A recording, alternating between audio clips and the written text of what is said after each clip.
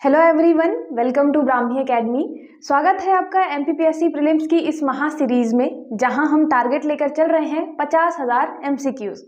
आज का हमारा टॉपिक है मध्य प्रदेश का इतिहास, जो आपका यूनिट 1 का पोर्शन है। मध्य प्रदेश आपके एमपीपीएससी प्रीलिम्स में सबसे ज़्यादा वेटेज रखता है, इसलिए हम ज़्यादा से ज़्यादा चीज़ें इसकी देखेंगे। मेरी तबीयत खराब होने की वजह से वीडियो थोड़ा कंटिन्यू नहीं हो पा रहे हैं, तो उसके लिए मैं माफ़ी चाहती हूँ। मैं जल्दी से जल्दी कोशिश करूँगी कि ज़्यादा से ज़्यादा वीडियो अब तक आ सके। चलिए स्टार्ट करते हैं आज का लेक्चर। हमारा मेन फोकस रहेगा, हम क्वेश्चन को ज़्यादा से ज़्यादा क्वेश्चन करें और उनको ट्रिक के माध्यम से याद करें, जैसे अभी तक मैं करवाते आई हूँ। आप क्वेश्चन भी देखें और उसके साथ साथ उसको याद भी रखें पेपर तक बहुत अच्छे तरीके से, ठीक है। पहला क्वेश्चन है आपका, भड़म, सैतम और सैला भारिया जनजाति से संबंधित हैं। दूसरा, ये तीनों लोक नाट्य के उदाहरण हैं। हमें बताना है सत्य कथन कौन सा है। तो ये याद रखिएगा, भड़म, सैतम, सैला ये तीनों भारिया जनजाति से संबंधित हैं, बिल्कुल सही है। जो दूसरा ऑप्शन है कि ये तीनों लोक नाट्य हैं, तो ये गलत है। ये नाट्य नहीं है, ये लोक नृत्य है, ठीक है। याद कैसे कर सकते हैं? भड़म का तो हो गया आपका भाड़ में जाओ, है ना। सैतम का हो गया शैतान, और सैला का हो गया साला। साला शैतान है, हमने उसको बोला भाड़ में जाओ, ठीक है। साला शैतान भाड़ में जाओ, हमारे ऊपर क्या होगा? भार कम होगा। मान लीजिए कोई आदमी है जिसको हम बोलते हैं कि शैतान है बिल्कुल, तो साला शैतान भाड़ में जाओ, हमारे ऊपर क्या होगा? भार कम होगा। भार कम होगा, भार कम होगा मतलब भारिया। और याद रखना है, ये सब हम बोल रहे हैं शैतान को नाचते हुए। नाचते हुए मतलब आपका ये हो गया लोक नृत्य, ठीक है। तो साला शैतान भाड़ में जाओ, और उसके साथ साथ हम क्या बोल रहे हैं कि तुम्हारा भार कम होगा, है ना। तो भारिया हो गया, और ये सब हम नाचते हुए बोल रहे हैं, ठीक है। ये भी याद रखिएगा। तो ये हो गया आपके तीनों लोक नृत्य भारिया जनजाति से संबंधित। सत्य कथन बताना है, तो ये है आपका केवल एक सत्य है, ठीक है। चलिए आगे देखते हैं। निम्नलिखित में से किसका संबंध गोंड चित्रकला से है? आपको पता है पद्मश्री आपकी जो लोक जनजाति हैं, मतलब जनजाति के जो आपके फेमस पर्सनालिटीज हैं, उनसे रिलेटेड चीजें पूछी जाती हैं हर बार, और बार बार रिवीजन करने के बाद भी थोड़ी बहुत मिस्टेक के कारण आपका एक क्वेश्चन गलत हो जाता है। तो हम बहुत अच्छे से याद कर लेंगे। गोंड चित्रकला से संबंधित इनमें से कौन है? तो याद रखिएगा, गोंड का हमें बनाना है गेंडा, ठीक है। गेंडा, अब गेंडा जो है याद रखिएगा, ये संबंधित है दुर्गाबाई व्याम, ठीक है। गोंड चित्रकला दुर्गाबाई व्याम। दुर्गा जी जो हैं वो शेर को लेके रखती है साथ में, लेकिन साथ ही साथ उनके साथ में गेंडा भी रहता है, ठीक है। तो दुर्गा जी को इमेजिन करना है, ठीक है। दुर्गा जी को इमेजिन करना है और साथ में उनके बगल में एक गेंडा इमेजिन करना है। शेर के साथ साथ एक गेंडा भी इमेजिन करना है। तो दुर्गाबाई व्याम गोंड चित्रकला से संबंधित है। जो धैयाबाई, याद रखिएगा, ये बैगा चित्रकला से संबंधित है। जो तो आप याद कैसे कर सकते हैं? जो धैया का कर लीजिए, जोधा अकबर, एक सीरियल आता था एक टाइम पे, या फिर अकबर की बीवी के नाम पे, ठीक है। जोधा अकबर, जोधा अकबर का याद रखिएगा, जोधा के पास हमेशा एक बैग रहता था, तो ये हो गया आपका बैगा, ठीक है। बैगा चित्रकला से रिलेटेड है। फिर रमेश परमार और शांति परमार, अभी इनको मिला है पद्मश्री, ये गुड़िया शिल्प से रिलेटेड है, ठीक है। गुड़िया शिल्प, तो इसको कैसे याद कर सकते हैं कि आपका जो रमेश है उसको गुड़िया बनाना बहुत पसंद है, छोटी छोटी डॉल बनाता है, गुड़िया बनाता है, ठीक है। तो रमेश को गुड़िया पसंद है, गुड़िया बनाना पसंद है, ठीक है। रमेश की बीवी शांति, शांति का भी नाम याद रखिएगा, रमेश और शांति दोनों मिलके गुड़िया बनाते हैं, बहुत सारी डॉल बनाते हैं। राम सहाय पांडे, ये आपके राई नृत्य से रिलेटेड है, ठीक है।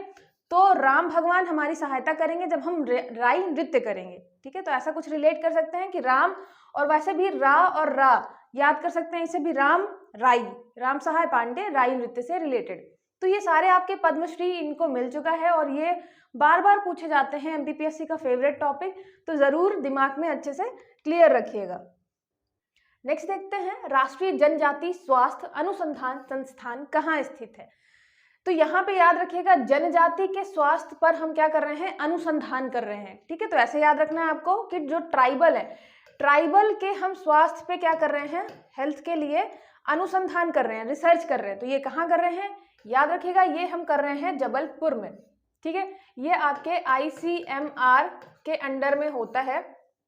तो राष्ट्रीय जनजाति स्वास्थ्य अनुसंधान जो आपका ट्राइबल के लिए आप हेल्थ रिसर्च हो रही है, कहाँ हो रही है? जबलपुर में हो रही है, ठीक है। तो जबलपुर में याद रखिएगा, या फिर आप ऐसे भी कर सकते हैं कि बलपूर्वक हमें जनजातियों का स्वास्थ्य क्या करना पड़ता है? अनुसंधान करना पड़ता है, क्योंकि ट्राइब लोग हैं, ट्राइब समझती नहीं है, वो भाग जाती है कि अरे इंजेक्शन लगने वाला है। तो आप ऐसा कुछ इमेजिन कर सकते हैं कि हम ट्राइबल के जनजातियों के स्वास्थ्य पर अनुसंधान कर रहे हैं और हमें उनमें बहुत बल लगाना पड़ रहा है, ठीक है। चलिए, और जो जबलपुर का होगा वो खुद रिलेट ही कर सकता है कि उसी के यहाँ जनजातियों के स्वास्थ्य पे अनुसंधान हो रहा है, ठीक है। नेक्स्ट हो गया आपका राजपुर घाट की संधि यशवंतराव होलकर और अंग्रेजों के मध्य हुई थी। दूसरा, यह संधि द्वितीय आंग्ल मराठा युद्ध के अंत में 1805 में हुई थी। आपका द्वितीय आंग्ल मराठा युद्ध 1803 से 1805 में चलता है, और सीधी बात है फिर 1805 में संधियां होंगी अलग अलग।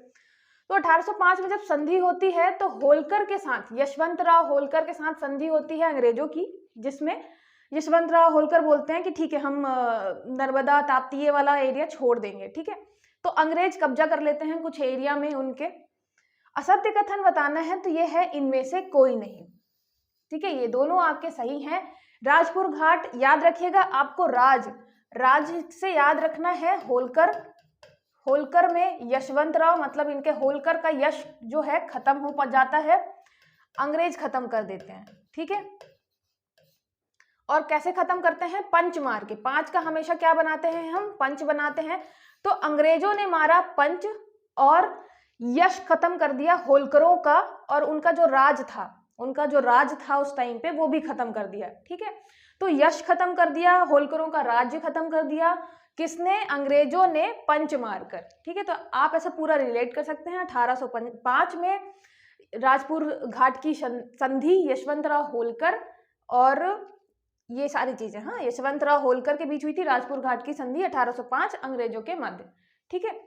चलिए, मैं जब पूरी एक लाइन बनाती हूँ ट्रिक की, तो याद रखिएगा उसको अगर आप एक जगह लिख लेंगे कहीं पे तो आराम से सारी चीजें एक साथ रिलेट हो जाएंगी। अंग्रेजों ने मारा पंच, उसकी वजह से होलकर का जो यश था वो खत्म हो गया और उनका पूरा पूरा राज्य खत्म हो गया, तो हो गया आपका राजपुर घाट, ठीक है।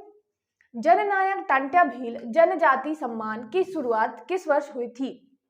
हम यहाँ पे टांटा भील जनजाति सम्मान दे रहे हैं, और यहाँ पे क्वेश्चन है कि कब से हमने स्टार्ट किया है।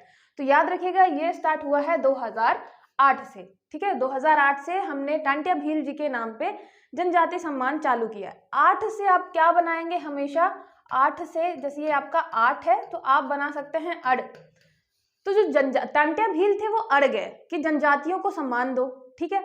और टांट्या भील के अलावा जो हमारी दुर्गावती जी हैं, दुर्गावती सम्मान, उसके अलावा शंकर शाह और रघुनाथ शाह, ये सब हम जनजाति सम्मान देते हैं।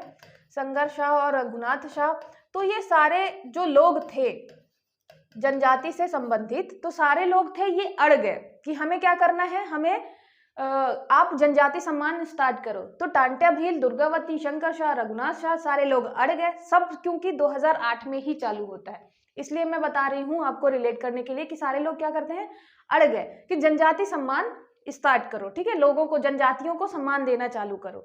तो ये हो गया आपका 2008 टांट्या भील जनजातीय सम्मान। नेक्स्ट देखिए, भीलों द्वारा झूम कृषि की जाती है, यह इस कृषि को चिमाता या दाहिया कहते हैं। झूम कृषि आपको पता है, जंगल काटेंगे, फिर वहां जला देंगे पूरा जो पेड़ पौधे हैं, फिर वहां पे खेती करेंगे, 2-3 साल बाद जैसे ही वो बंजर हो जाएगा फिर दूसरी जगह शिफ्ट हो जाएंगे। ये है आपकी झूम कृषि। जो ट्राइब्स होती हैं बहुत ज्यादा वो झूम कृषि परफॉर्म करती है। तो यहाँ पे हमारे यहाँ जो भील जनजाति है वो झूम कृषि करती है, और इस कृषि को हमारे यहाँ क्या कहते हैं, चिमाता या दाहिया। सत्य कथन बताना है तो ये आपके 1 और 2 दोनों सही हैं, ठीक है। याद रखिएगा, झूम कृषि है, भील याद रखना है, भील से, भील की क्या है, चिमाता का आप बना सकते हैं माता, ठीक है, चिमाता का माता। और दाहिया का क्या हो गया कि चिमाता की दाहिया, माता, भील की माता जो है वो दाहिया, दाहिया का आप दलिया भी बना सकते हैं, ठीक है। अब ज्यादा तो रहता नहीं भील लोगों के पास खाना पीना, तो क्या करते हैं, भील की जो माता है वो हमेशा दलिया बना देती है कि आप दलिया बना लो। तो ऐसे आप रिलेट कर सकते हो, भील की माता दाहिया। तो चिमाता और दाहिया दोनों झूम कृषि है, ठीक है। और मैं दलिया से रिलेट इसलिए कर रही हूँ जिससे आपको पता रहे कि हम कृषि की बात कर रहे हैं, ठीक है। यहाँ हम कृषि से रिलेट कर रहे हैं। चले आगे देखते हैं। मध्य प्रदेश में कसाई खाना आंदोलन कब प्रारंभ किया गया था? मैं जल्दी जल्दी इसलिए भी करवा रही हूँ जिससे हम ज़्यादा से ज़्यादा क्वेश्चन कवर कर पाए। मध्य प्रदेश में कसाई खाना आंदोलन, याद रखिएगा, ये स्टार्ट होता है आपका 1920 में। 1920 में आपका असहयोग आंदोलन भी स्टार्ट होता है, असहयोग आंदोलन। तो आप रिलेट किससे कर लेंगे कि हमने कसाई खाना खुलवाने के लिए असहयोग प्रदान किया, मतलब हमने सहयोग बिल्कुल नहीं किया, ठीक है। तो 1920 आपको याद रहेगा। असहयोग आंदोलन, कसाई खाना सेम टाइम पे होता है। होता कहाँ पे है? ये सागर में होता है। और नेतृत्व कौन करते हैं इस आंदोलन का? नेतृत्व कौन करते हैं? तो याद रखिएगा, ये करते हैं माखनलाल चतुर्वेदी जी, ठीक है। तो ये हो गया आपके माखनलाल चतुर्वेदी जी नेतृत्व करते हैं, चतुर्वेदी। याद कैसे कर सकते हैं? कसाई कौन था? अपने कसाई अंग्रेज थे, ठीक है। तो हमने बोला कि हम तुम्हें सहयोग नहीं करेंगे, और माखन लाल जी लेकर आए पूरा का पूरा सागर, मतलब ये बोला कि हम सागर की तरह बहा देंगे पूरा तुम्हारा कसाई खाना, ठीक है। तो सागर हो गया, माखन लाल जी हो गए। कसाई कौन था? अपना अंग्रेज था। अंग्रेज का हमने क्या किया? असहयोग किया। असहयोग मतलब 1920, ठीक है। तो ऐसे आप ईयर भी याद कर सकते हैं। और मुझे ये तो पता ही है कि असहयोग आंदोलन, फिर सविनय अवज्ञा, भारत छोड़ो, ये सब तो आपको सन बहुत अच्छे से याद ही होंगे। तो आप 1920 को रिलेट कर सकते हैं सीधे सीधे असहयोग आंदोलन से, ठीक है। आगे देखते हैं। निम्नलिखित में से कौन सा अभिलेख अशोक के लघु शिलालेखों में शामिल नहीं है? याद रखिएगा, अशोक के हम लघु शिलालेखों की बात कर रहे हैं। गुर्जरा, रूपनाथ, हाथीगुम्फा, सारू मारू। तो आपका गुर्जरा भी है, दतिया, रूपनाथ कटनी, सारू मारू शहडोल। ये आपका जो है ये हाथी गुम्फा नहीं है। हाथी गुम्फा किसका पढ़ा है आपने? खारवेल राजा का है, ठीक है। खारवेल राजा का है हाथी गुम्फा। और ये सारे आपके अशोक के लघु शिलालेख हैं, ठीक है। आगे देखते हैं। विमला नृत्य का संबंध किस जनजाति से है? अच्छा, इसको ट्रिक बनाने के लिए आप ये तो मतलब जैसे है, आप एक दो बार पढ़ेंगे तो याद हो जाएगा कि ये आपके अशोक के लघु शिलालेख कौन कौन से हैं। उसके अलावा याद करने के लिए कि गुर्जरा कहाँ है? दतिया में है। तो आपको गुर्जरा और दतिया को रिलेट करना पड़ेगा कि जो गुर्जर होते हैं बहुत ज्यादा दांत निकालते हैं, ऐसे करके, ठीक है। तो आप ऐसे याद रखिएगा। विमला नृत्य का संबंध किस जनजाति से है? विमला नृत्य का गोंड, बैगा, भील, भारिया। याद रखिएगा, विमला है आपकी बैगा नृत्य से संबंधित, ठीक है। सबसे पहले तो याद रखिएगा जो आपकी विमला है, विमला आंटी, जो विमला आंटी है वो क्या करती हैं? नृत्य करती हैं, ठीक है। नृत्य करती हैं तो सीधी बात है लोक नृत्य में आएगा। और वो हमेशा, अच्छा बैगा के लोक नृत्य की बात करें, अगर बैगा के लोक नृत्य की बात करें तो विमला है, उसके अलावा रीना है, एक मैंने आपको और बताया है सजनी दीवानी है। तो ये तीनों आप कैसे रिलेट कर सकते हैं कि जो हमारी विमला आंटी है और जो हमारी रीना दीदी है ना, तो समझ में आ रहा ना? विमला आंटी, रीना दीदी, ये क्या करती हैं? सजनी की बहुत दीवानी है, इसलिए हमेशा अपने पास एक बैग लेकर रखती हैं। बैग से हो गया आपका बैगा, हमेशा एक उनके पास बैग रहता है, क्योंकि सजने की बहुत दीवानी है। तो बैग से लिपस्टिक लगाती हैं निकाल के, और बढ़िया मिरर वगैरह निकाला, फिर अपने बाल संवार लिए। तो हमारी रीना दीदी, विमला आंटी, सजनी दीवानी है, सजने की बहुत दीवानी है, इसलिए हमेशा क्या रखती हैं? अपने साथ हमेशा एक बैग रखती हैं, ठीक है, मेकअप बैग। तो ये हो गया आपका विमला नृत्य बैगा। और नाच, मतलब इतनी दीवानी है कि वो हमेशा नाचती रहती हैं। तो ये भी याद रखिएगा, ये सारे क्या हैं? आपके लोक नृत्य हैं, ठीक है। फिर मानसिंह तोमर ध्रुपद संगीत के संरक्षक थे। राजा मानसिंह तोमर संगीत विश्वविद्यालय की स्थापना शिवपुरी में की गई है। इनमें से बताना है आपको असत्य कथन। तो मानसिंह तोमर आपके ध्रुपद संगीत के संरक्षक थे, ये आपका बिल्कुल सही है। दूसरा जो है राजा मानसिंह तोमर संगीत विश्वविद्यालय, ये शिवपुरी में नहीं है, याद रखिएगा, ये आपको मिलेगा ग्वालियर में, ठीक है। ग्वालियर में मानसिंह तोमर से संबंधित जो भी चीजें आप पढ़ेंगे, चाहे वो मान मंदिर हो, सहस्त्रबाहु मंदिर हो, उसके अलावा आपका गुर्जरी महल, सारी की सारी चीजें आपके ग्वालियर में। तो ये सीधी आपको ग्वालियर में मिलेगा। मानसिंह तोमर विश्वविद्यालय ग्वालियर बना कब है? 2008 में। तो मानसिंह जो थे वो अड़ गए कि संगीत विश्वविद्यालय बनाओ, ठीक है। ग्वालियर आपको याद ही रहेगा कि मानसिंह तोमर ग्वालियर से संबंधित है, बस आपको ईयर याद रखना है कि मानसिंह तोमर अड़ गए थे कि संगीत विश्वविद्यालय बनाओ, संगीत का प्रमोशन करना है, ठीक है। उसके अलावा तानसेन आपको ग्वालियर में ही मिलेंगे, तो संगीत का जो ज्यादा माहौल है आपको ग्वालियर में ही मिलेगा, ठीक है। असत्य कथन बताना है तो हमारा है केवल दो आपका असत्य कथन, ठीक है। आगे देखते हैं, निम्नलिखित में से सही सुमेलित नहीं है। सही सुमेलित नहीं है, हमें बताना है कौन सा सुमेलित नहीं है। गुर्जरा, ये आपका गुर्जरा है। दतिया, ये बिल्कुल सही है। पान गुडारिया अभिलेख सीहोर, ये भी बिल्कुल सही है। सारू मारू अभिलेख सीहोर, कसरावद अभिलेख खरगोन। याद रखिएगा ये है आपका सारू मारू अभिलेख सीहोर, ये आपका सत्य नहीं है, सही सुमेलित नहीं है। सारू मारू सीहोर में नहीं है, ये मिलेगा आपको शहडोल में, ठीक है। और सारू मारू की जो गुफाएं हैं, सारू मारू गुफाएं, ये गुफाएं जो है ये मिलेगा आपको सीहोर में। तो याद रखिएगा जो सारू मारू की गुफाएं हैं, गुफाएं कहाँ पे हैं? शहर में है। सीहोर कहाँ बनाते हैं? शहर। तो जो गुफाएं हैं वो शहर में है, सारू मारू गुफाएं शहर में, लेकिन सारू मारू जो अभिलेख है वो डोल रहा है। डोल रहा है मतलब आपका शहडोल, ठीक है। अभिलेख ऐसी जगह पे टंगा हुआ है कि वो क्या कर रहा है? डोल रहा है। तो सारू मारू अभिलेख वो हो गया शहडोल में, लेकिन सारू मारू गुफाएं कहाँ है? गुफाएं हमारी शहर में हमने बना रखी है, शहर मतलब सीहोर, तो सारू मारू गुफाएं सीहोर में, ठीक है। ये आपका कसरावद। अच्छा, कसरावद कैसे कर सकते हैं? कसरा मतलब खरगोन का तो हम खरगोश बनाते हैं हमेशा, कसरा का हो गया आपका खसरा। तो खसरा किसको हो रखा है? खरगोन को हो रखा है, मतलब आपके खरगोश को। खरगोश को हो रखा है आपका खसरा। पान खाते हैं शहर वाले, ठीक है, शहर वालों को पान बहुत ज्यादा खाना पसंद है। गुर्जरा हो गए, मैंने बताया गुर्जर क्या कर रहे हैं? बहुत ज्यादा दांत निकालते हैं, तो गुर्जर लोग बहुत ज्यादा दांत निकालते हैं। फिर पान खाना पसंद है शहर वालों को। खसरा हो गया है आपके खरगोश को। और जो सारू मारू का अभिलेख है वो डोल रहा है, तो ये हो गया आपका शहडोल, ठीक है। चलिए आगे देखते हैं। 1930 में सेठ गोविंद दास ने जबलपुर में नमक सत्याग्रह की शुरुआत की थी। सिवनी में दुर्गा शंकर मेहता द्वारा नमक सत्याग्रह की शुरुआत की गई थी। हमें असत्य कथन बताना है। तो पहला 1930 आपका नमक सत्याग्रह स्टार्ट होता है, सेठ गोविंद दास जबलपुर, ये भी सही है। याद रखिएगा गोविंद दास के साथ साथ कौन थे आपके? द्वारका प्रसाद मिश्र भी थे, ठीक है, द्वारका प्रसाद मिश्र जी भी थे। याद रखिएगा जबलपुर में इन दोनों ने किया था, है ना, क्योंकि जबलपुर ऑप्शन भी चेंज कर सकता है। और सिवनी में याद रखिएगा दुर्गा शंकर मेहता, जो आपकी शिवानी थी वो दुर्गा और शंकर दोनों की पूजा करती थी, ठीक है। तो आपकी जो शिवानी है, शिवानी जो है वो दुर्गा जी और शंकर जी दोनों जो की पूजा करती है, ठीक है। तो ये आपका शिवानी में हो गया, सिवनी में दुर्गा शंकर मेहता। याद रखिएगा आप एक और पढ़ेंगे, टुरिया जंगल सत्याग्रह, इसी टाइम पे होता है आपका टुरिया जंगल सत्याग्रह, ये भी आपका 1930, और इसका नेतृत्व भी सिवनी में किसने किया था? दुर्गा शंकर मेहता। तो याद रखिएगा सिवनी में 1930 में जो चीजें चल रही हैं तो उसके नेतृत्वकर्ता कौन है? दुर्गा शंकर। शिवानी दुर्गा जी और शंकर जी दोनों को बहुत मानती है, ठीक है, दोनों की पूजा करती है।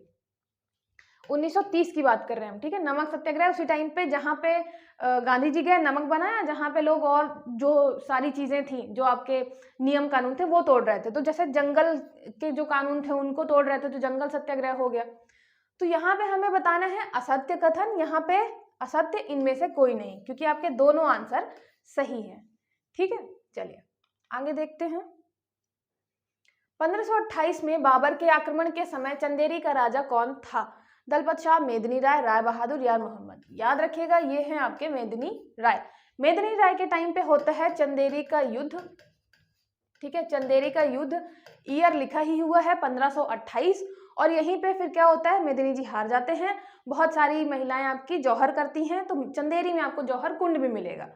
याद करने के लिए या तो आप ऐसा कर लीजिए कि 28 साल की जो आपकी मेदिनी है, 28 साल की मेदिनी, वो चंदेरी साड़ी पहन के कहाँ गई थी? चंदेरी साड़ी पहन के गई थी बाबर से मिलने, ठीक है, बाबर से मिलने, कि शायद इम्प्रेस हो जाए तो युद्ध नहीं करे, है ना। ऐसे आप रिलेट कर सकते हैं कि 28 साल की मेदिनी चंदेरी साड़ी पहन के गई थी बाबर से मिलने, तो मेदिनी राय 1528, बाबर का आक्रमण।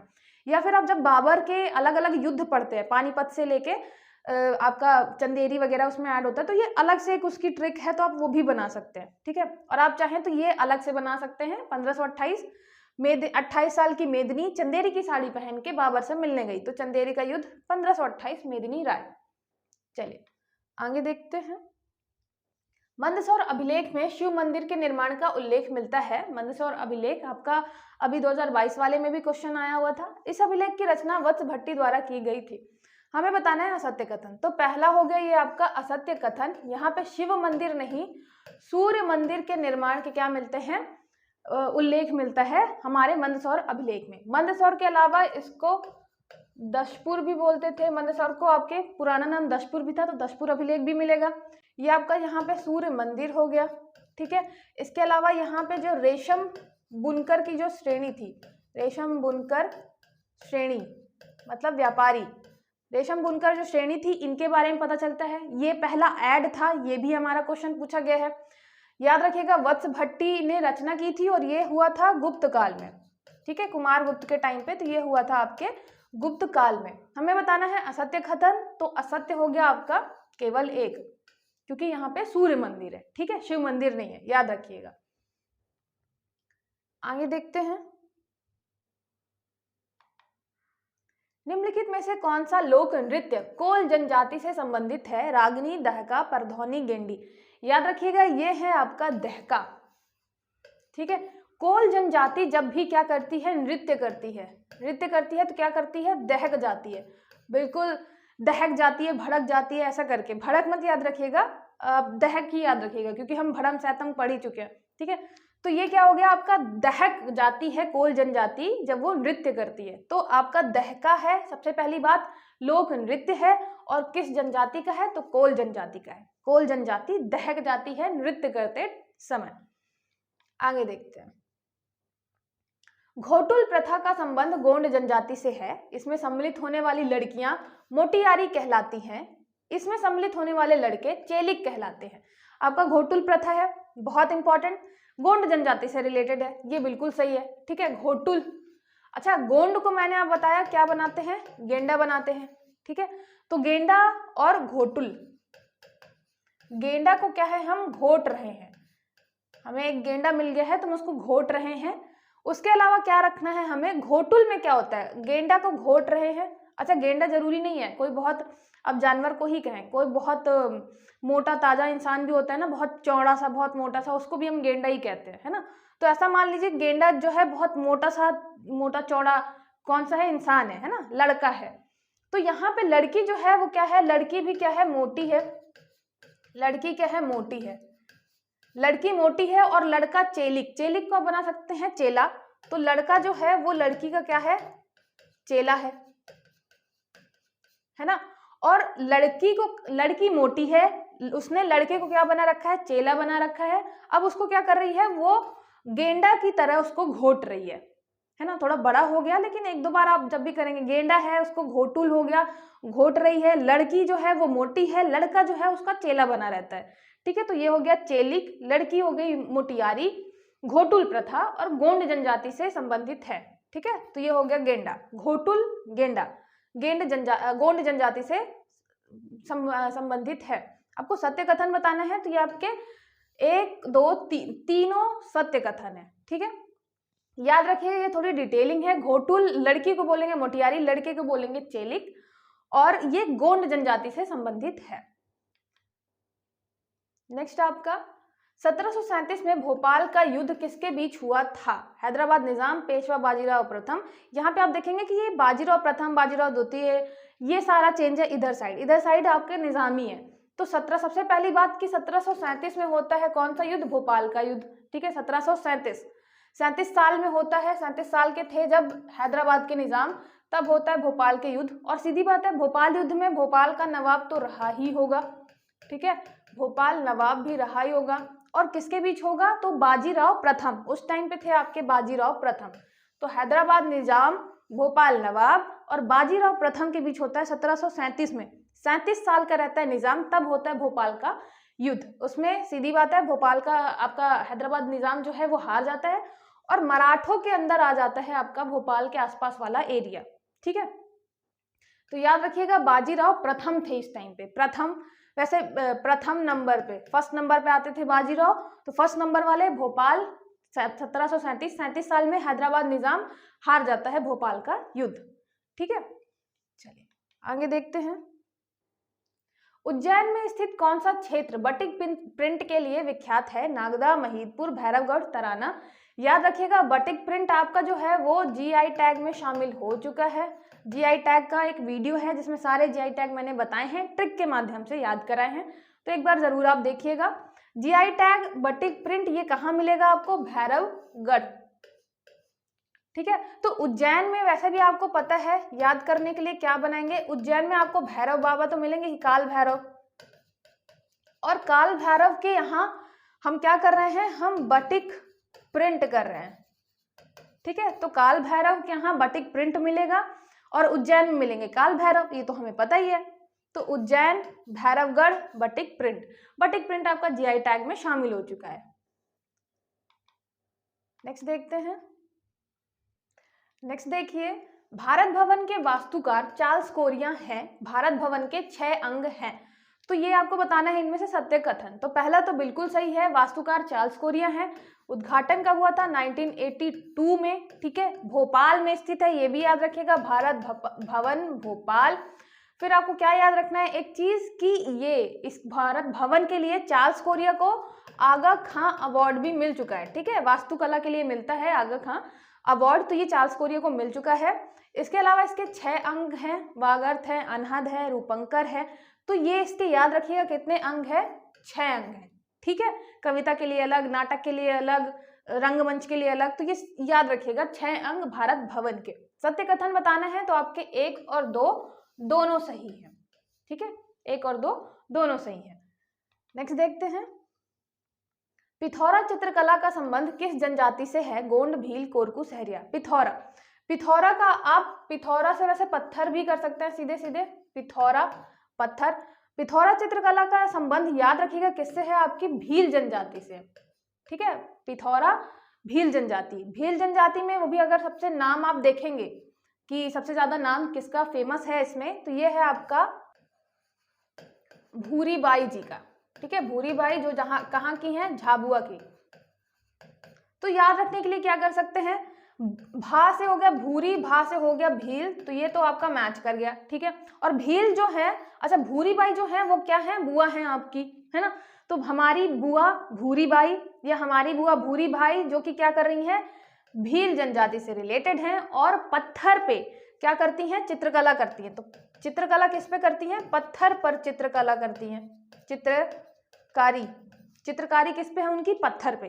तो हमारी बुआ है भूरी, भूरीबाई हमारी बुआ जो कि भील जनजाति से संबंधित है, तो भा से भा हो गया, ये मैच करता हुआ, और वो पत्थर पे चित्रकारी करती हैं, तो ये हो गया पिथौरा चित्रकला।